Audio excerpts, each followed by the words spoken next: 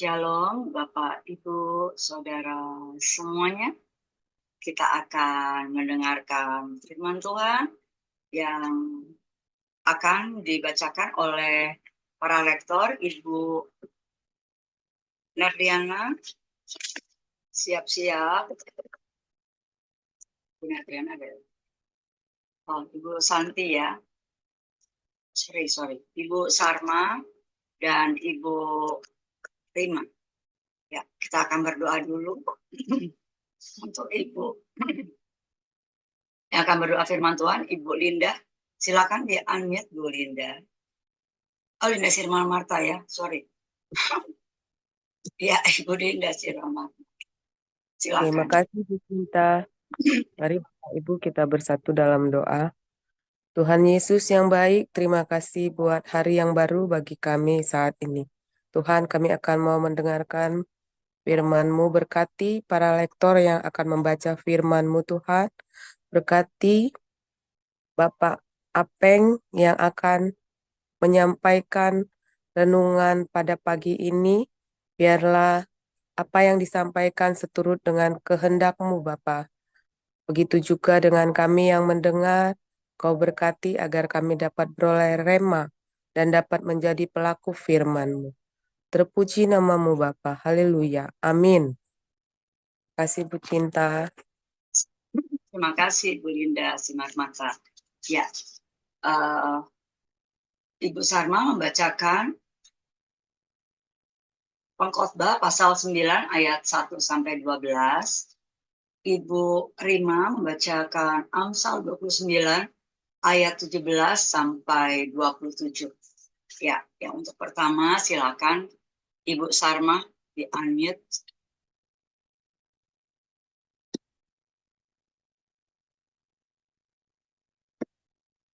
Ibu Sarma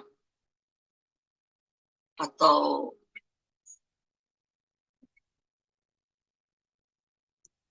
langsung aja deh Ibu di switch saja. Ibu Rima. Pengkhotbah pasal 9 ayat 1 sampai 12, Bu. 1 sampai 12. Baik, saya akan membacakan kebenaran firman Tuhan yang terambil dari kitab Pengkhotbah 9 ayat 1 sampai 12. Beginilah kebenaran firman Tuhan.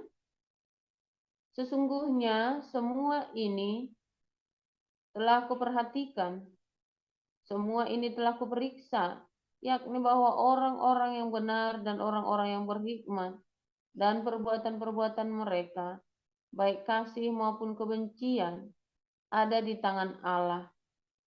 Manusia tidak mengetahui apapun yang dihadapinya. Segala sesuatu yang sama bagi kalian. Nasib orang sama, baik orang yang benar maupun orang yang fasik, orang yang baik maupun orang yang jahat, orang yang tahir maupun orang yang najis, orang yang mempersembahkan korban maupun yang tidak mempersembahkan korban. Bagaimana orang yang baik, begitu pula orang yang berdosa. Sebagaimana orang yang bersumpah, begitu pula orang yang takut untuk bersumpah. Inilah yang celaka dalam segala sesuatu yang terjadi di bawah matahari. Nasib semua orang sama. Hati anak-anak manusia pun penuh dengan kejahatan, dan kebebalan ada dalam hati mereka seumur hidup, dan kemudian mereka menuju alam orang mati. Tetapi siapa yang termasuk orang hidup mempunyai harapan, karena anjing yang hidup lebih baik daripada singa yang mati. Karena orang-orang yang hidup tahu bahwa mereka akan mati, tapi orang yang mati tak tahu apa-apa. Tak ada upah lagi bagi mereka, bahkan kenangan kepada mereka sudah lenyap. Baik kasih mereka maupun kebencian dan kecemburuan mereka sudah lama hilang, dan untuk selama-lamanya tak ada lagi bahagian mereka dalam segala sesuatu yang terjadi di bawah matahari. Mari, makanlah rotimu dengan sukaria, dan minumlah anggurmu dengan hati yang senang, karena Allah sudah lama berkenan akan perbuatanmu. Biarlah selalu putih pakaianmu, dan jangan tidak ada minyak di atas kepalamu. Nikmatilah hidup dengan istri yang kau kasihi seumur hidupmu yang sia-sia, yang dikaruniakan Tuhan kepadamu di bawah matahari. Karena itulah bahagianmu dalam hidup dan dalam usaha yang engkau lakukan dengan jerih payah di bawah matahari. Segala sesuatu yang dijumpai tanganmu untuk dikerjakan, kerjakanlah itu sekuat tenaga, karena tak ada pekerjaan, pertimbangan, pengetahuan dan hikmat dalam dunia orang mati, kemana engkau akan pergi. Lagi aku melihat di bawah matahari, bahwa kemenangan perlombaan bukan untuk yang cepat, dan keunggulan perjuangan bukan untuk yang kuat. Juga roti bukan untuk yang berhikmat, kekayaan bukan untuk yang cerdas, dan karunia bukan untuk yang cerdik cendekia, karena waktu dan nasib dialami mereka semua.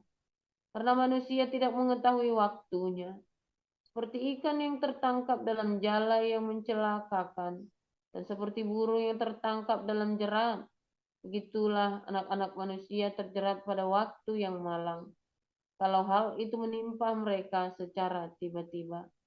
Demikian. Ya, terima kasih Bu Sarma. Silakan Ibu Rima, Amsal pasal 29 ayat 17 sampai 27. Baik, Amsal 29 ayat 17 sampai dengan 27. Didiklah anakmu, maka ia akan memberikan ketentraman kepadamu dan mendatangkan sukacita kepadamu. Bila tidak ada wahyu, menjadi liarlah rakyat. Berbahagialah orang yang berpegang pada hukum.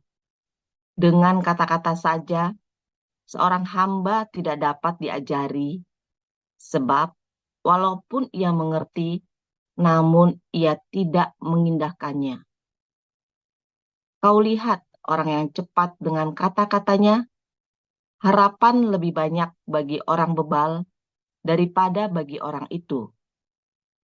Siapa memanjakan hambanya sejak muda, akhirnya menjadikan dia keras kepala. Si pemarah menimbulkan pertengkaran, dan orang yang lekas gusar banyak pelanggarannya.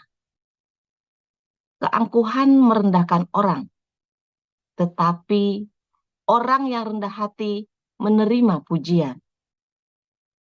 Siapa menerima bagian dari pencuri, membenci dirinya.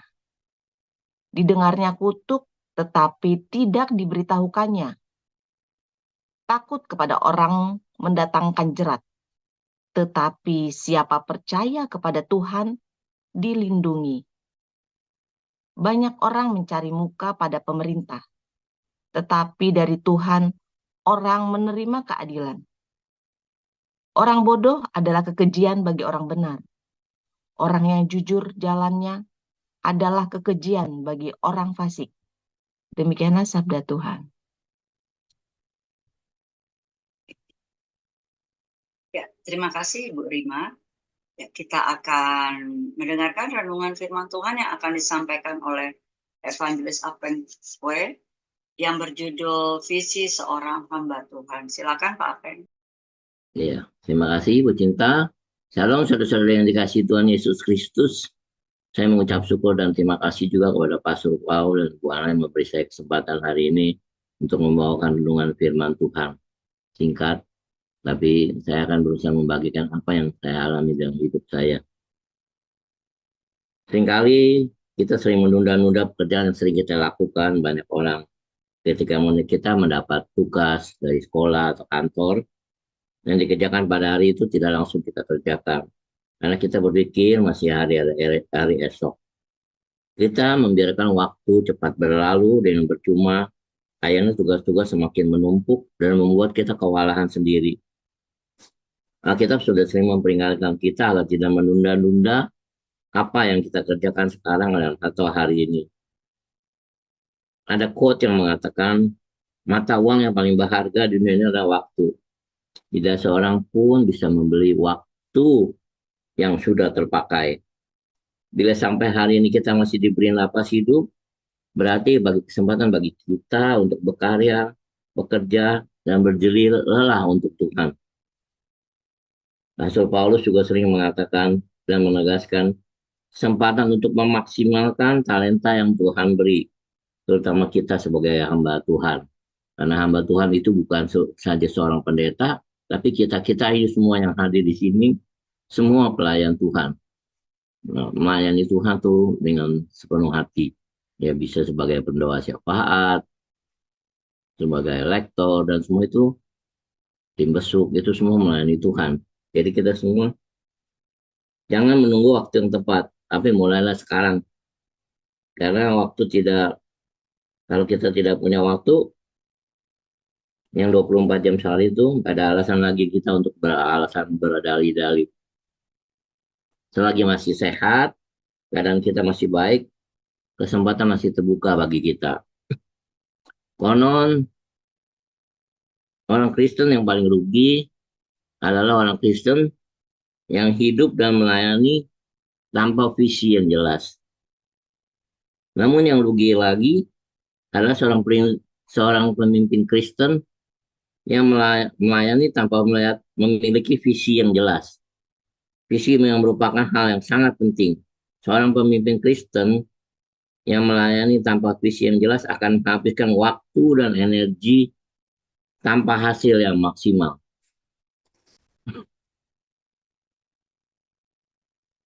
Visi adalah kemampuan untuk melihat keinginan yang suci yang ditulis oleh Sang Pencipta di dalam batin kita untuk menjawab kebutuhan-kebutuhan yang berkaitan erat dengan pemenuhan kehidupan seseorang atau setiap individu bagi diri maupun organisasi yang dipimpinnya.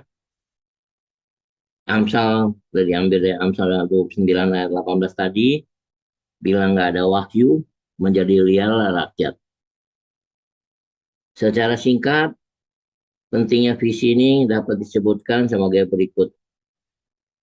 Yang pertama, betapa berbahayanya apabila manusia tidak memiliki pengertian tentang firman Tuhan dan tidak ada para pelayan Tuhan yang menjelaskan kepada mereka. Seperti yang saya alami ketika saya pernah punya jemaat, saya pernah punya gereja, akhirnya bubar dengan sendirinya karena saya bersandar sepenuhnya kepada hamba Tuhan yang memimpin.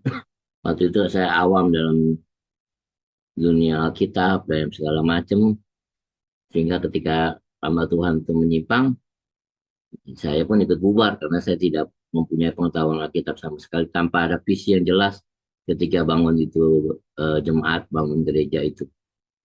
Awalnya berjalan baik, saya pernah sampai punya 100 jemaat, tapi bubar dengan sendirinya karena saya waktu itu tidak mempunyai visi yang jelas apa yang saya mau dengan mendirikan jemaat, mendirikan gereja. Yang kedua, manusia bisa menjadi jahat bukan hanya menentang Allah, tapi juga bisa menentang pemimpin mereka.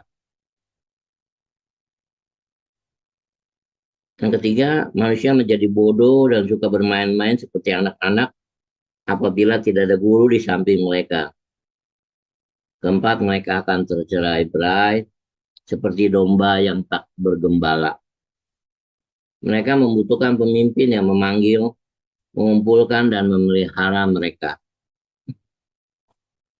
Karena mereka, yang kelima, kita akan dihukum dan binasa. Karena kita akan hancur karena nggak mempunyai pengetahuan.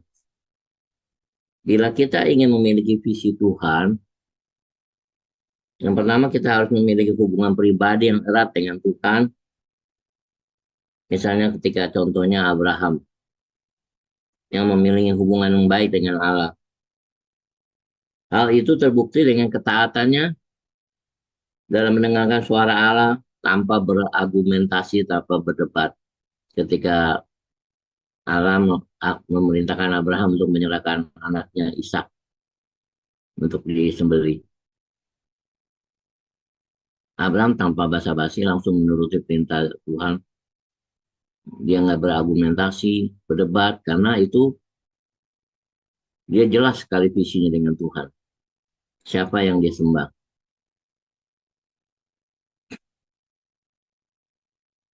Di Kejadian 12 itu, ayat 1-9. Yang kedua, kesiapan kita untuk menaati perintah Allah.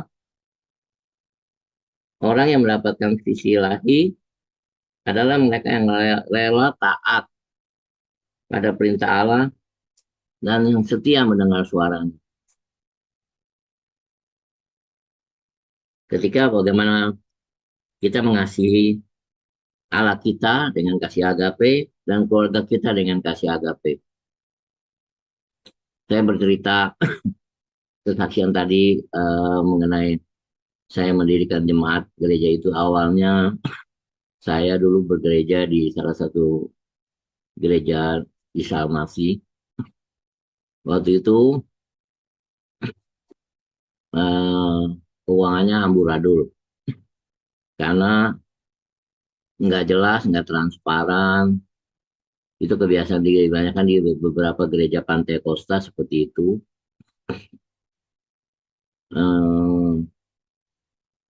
Biaya-biaya yang keluar di salah satu pembukuan ada mengatakan untuk membeli pek atau aspal gitu, membeli semen.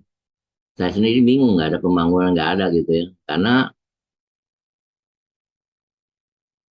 karena gembala sidangnya itu seorang kontraktor, semua itu masuk di dalam pembukuan.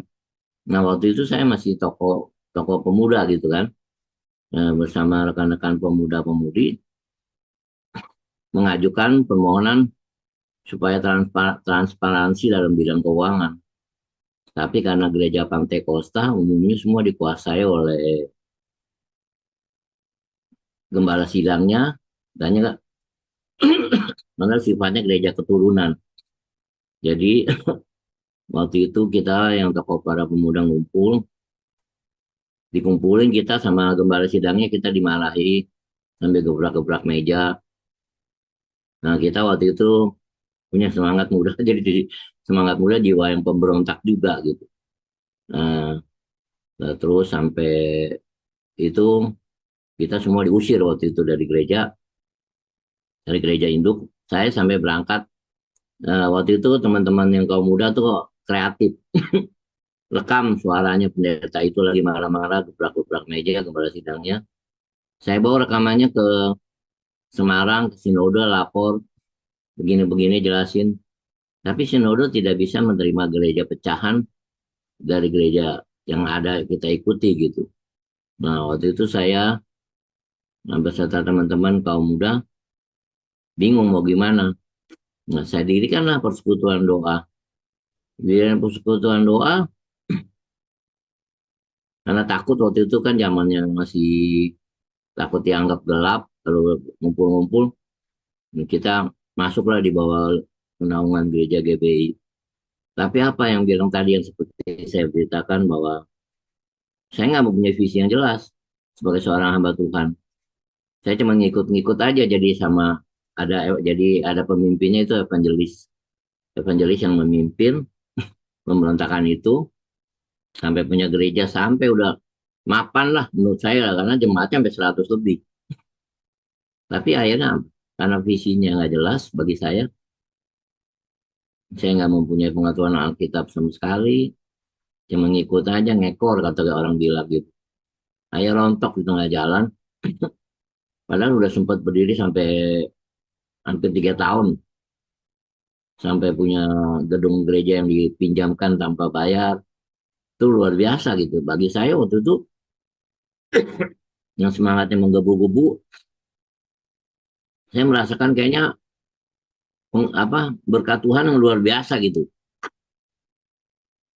Berkat Tuhan yang luar biasa sehingga sampai bisa bangun untuk gereja. Ya. Terus berlangsung akhirnya karena belakang saya tahu hamba Tuhan yang menyimpang, akhirnya saya rontok sendiri karena nggak ngerti tentang apa yang Tuhan visikan di dalam hidup saya. Makanya saya hari ini coba memberikan visi, menjelaskan tentang kita sebagai anak Tuhan harus mempunyai visi yang jelas, yang mengajar tentang artinya visi bagi Tuhan sebagai hamba Tuhan yang melayani Tuhan. Karena kalau tanpa melayani Tuhan, tanpa visi dan apa yang kita harus miliki, sulit untuk memperoleh visi dari Tuhan, dia akan nol. Makanya saya bagi saudara-saudara yang ada di sini, selagi kita masih ada waktu panjang, masih muda, layanilah Tuhan. baik itu sebagai pendoa syafaat maupun apapun. Terutama nih kita punya Yayasan Hagia Embun Pagi ini banyak sekali membutuhkan tenaga-tenaga untuk berdoa, untuk memberitakan Injil dan semuanya. Bila saudara-saudara yang ada di Yayasan Hagia Embun Pagi ini dalam kegiatan Embun Pagi ini boleh terus berkembang, boleh menyerahkan waktu dan hidupnya untuk terus mengembangkan acara Embun Pagi ini bertambah maju dengan pertolongan Tuhan dan senantiasa minta visi dari Tuhan bagaimana menjadi seorang hamba Tuhan yang Tuhan inginkan dan tidak menyia-nyiakan waktu yang ada. Terima kasih. Sekian renungan dan terima firman Tuhan yang saya coba bagikan.